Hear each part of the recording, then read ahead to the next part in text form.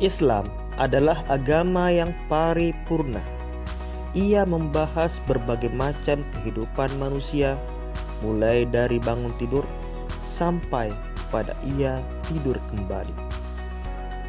Islam tidak hanya mengatur bagaimana berinteraksi dengan Sang Pencipta, tetapi juga mengatur bagaimana manusia memenuhi kebutuhan dasarnya.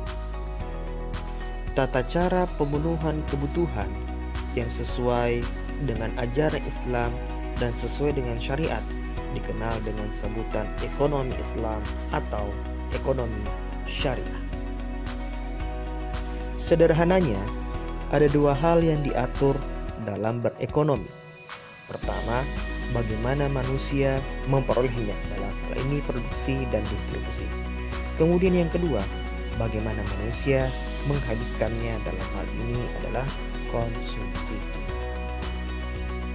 Ekonomi syariah yang awalnya membahas tentang hukum-hukum perniagaan berkembang seiring dengan berkembangnya teori ekonomi modern. Hingga dalam sejarah, kita mengenal misalnya Abu Yusuf dalam kitabnya Kharaj menjelaskan tentang pajak, Abu Ubaid menjelaskan tentang harta, Yahya bin Umar membahas tentang pasar, dan yang paling terkenal Ibnu Khaldun. Dan sekarang kita mengenal ada 3 mazhab besar dalam ekonomi syariah. Pertama, mazhab Al-Baqir. Kedua, mazhab mainstream. Dan yang ketiga, mazhab alternatif kritis.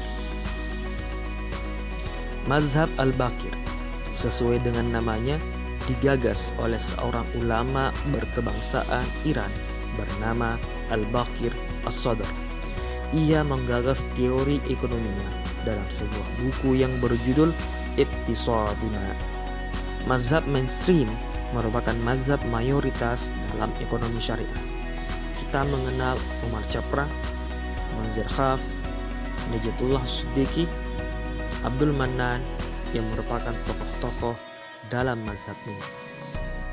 Mazhab alternatif kritis dipelopori oleh Timur Quran, seorang ulama berkebangsaan Turki.